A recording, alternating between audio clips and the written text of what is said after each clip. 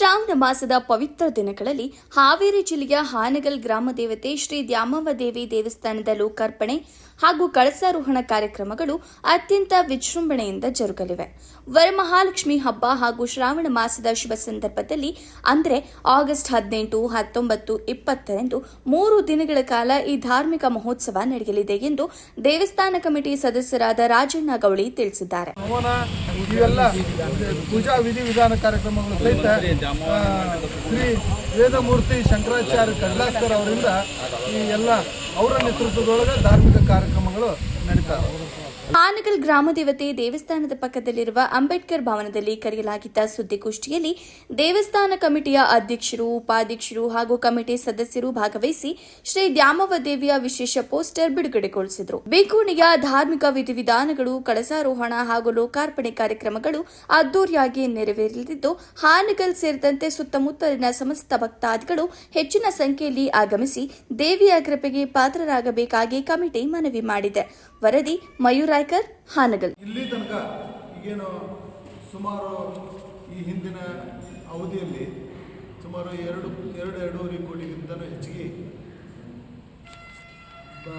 ದಾನಿಗಳಿಂದ ಬಂದಂಥ ದೇಣಿಗೆ ಹಾಗೂ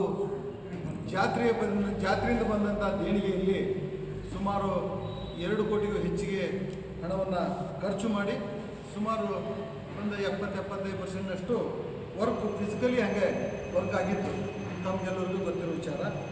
ಮತ್ತು ಆ ಆಡಳಿತ ಮಂಡಳಿ ಹೋಗಿ ಈ ನೂತನವಾಗಿ ಭಕ್ತರಿಂದ ರಚಿಸಲ್ಪಟ್ಟಂಥ ಈ ನಮ್ಮ ಟ್ರಸ್ಟಿನ ಕೈಗೆ ಬಂದ ಮೇಲೆ ಏನು ಮಾಡಿ ಜಾತ್ರೆಯಲ್ಲಿ ದೇವಸ್ಥಾನದ ವರ್ಕನ್ನು ಪೂರ್ಣ ಮಾಡಿರಿ ಅಂತ ದಾನಿಗಳಿಂದ ಬಂದಂಥ 1 ಕೋಟಿಗಿಂತನೂ ಹೆಚ್ಚಿಗೆ ಹಣ ನಮಗೆ ಜಮಾ ಆಗಿತ್ತು. ಆ ಹಣದಲ್ಲಿ ನಾವು ಒಂದು ರೂಪರೇಷೆ ಹಾಕಿಕೊಂಡು ಫಿನಿಶಿಂಗ್ ವರ್ಕು ಎಷ್ಟು ಅಂದಾಜು ವೆಚ್ಚ ಆಗ್ತೈತೆ ಅಂತ ನೋಡ್ಕೊಂಡ್ಬಿಟ್ಟು ಅದರ ಆಧಾರದ ಮೇಲೆ ಸುಮಾರು ಈಗ 1 ಕೋಟಿಗೂ ಹೆಚ್ಚಿಗೆ ಹಣ ನಾವು ಫಿನಿಶಿಂಗ್ ವರ್ಕ್ಗಾಗಿ ಈಗಾಗಲೇ ಮುಗಿಸಿದ್ದೀವಿ. ತಮ್ಮ ಕಣ್ಣು ಮುಂದೆ ಇದೆ, ತಾವು ಈಗಾಗಲೇ ನೋಡ್ಕೊಂಡು ಬಂದಿದ್ದೀವಿ. 100ಕ್ಕೆ 100ರಷ್ಟು ವರ್ಕ್ ಆಗಿದೆ. ಅದು ನಮಗೆ ಟ್ರಸ್ಟವ್ರಿಗೆ ತೃಪ್ತಿ ಆಗೋದಕ್ಕಿಂತ ಈ ಕೆಲಸ ಭಕ್ತರಿಗೆ ಮತ್ತು ನಿಮಗೆ ತೃಪ್ತಿ ಆಗಬೇಕು. ಯಾಕಂತಂದರೆ ಈ ಕೆಲಸ ಯಾರು ಒಬ್ಬರಿಂದ ಆಗಿದ್ದಲ್ಲ, ಭಕ್ತರಿಂದ ಮತ್ತು ಏನು ಟ್ರಸ್ಟಿನ ಎಲ್ಲರಿಂದನೂ ಸಹಿತ ಈ ವರ್ಕು ಈ ಹಂತಕ್ಕೆ ಬಂದಿದೆ. ಮುಖ್ಯವಾಗಿ ಈಗ ನಾವು ಶ್ರಾವಣ ಮಾಸದಲ್ಲಿ ದೇವಸ್ಥಾನ ಲೋಕಾರ್ಪಣೆ ಮಾಡಬೇಕಂತಂದು ಅಂದ್ಕೊಂಡು ತಗೊಳ್ತಾ ಇದ್ವಿ. ಈಗ 18, 19, 20 18ನೇ ತಾರೀಕಿನ ದಿನ ಬೆಳಗ್ಗೆ 9 ಗಂಟೆಯಿಂದ ಮಧ್ಯಾಹ್ನದವರೆಗೂ ನಮ್ಮ ದೇವಿಯ ಉತ್ಸವ ಮೂರ್ತಿಯೊಂದಿಗೆ 1001ಕ್ಕಿಂತ ಹೆಚ್ಚಿನ ಸುಮಂಗಲಿಯರನ್ನು ಕರ್ಕೊಂಡು ಕುಂಭ ಮೇಳದಲ್ಲಿ ಭಕ್ತರ ಒಂದು ಮೆರವಣಿಗೆ ಮುಖಾಂತರ ಏನು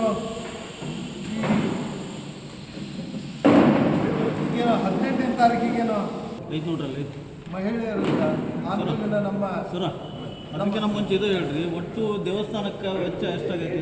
ಹೆಬ್ಬಾರನ್ನು ರಾಜಶೇಖರ್ ಹೆಬ್ಬಾರನ್ನು ಗುತ್ತಿಗೆದಾರ ಕೊಟ್ಟಿದ್ದು ಅವೆಲ್ಲ ಬೇಡ ಸರ್. ಆದಮೇಲೆನೂ ಸಹಿತ ದೇವಸ್ಥಾನ ಒಂದು ವ್ಯವಸ್ಥಿತವಾಗಿ ಇರಬೇಕು ಅಂತ ಅನ್ನೋ ಒಂದು ಕಾರಣದಿಂದ ವೆಲ್ಲಿನ ಅಡ್ವಾನ್ಸ್ ಆಗಿ ಮತ್ತು ಸೈಂಟಿಫಿಕ್ ಆಗಿನೂ ಸಹಿತ ಎಲ್ಲಿನೂ ಸೋರದೆ ರೀತಿಯಲ್ಲಿ ನಾವು ಹವನ ಕಾರ್ಯಕ್ರಮ ಪ್ರಾರಂಭ ಆಗುತ್ತೆ.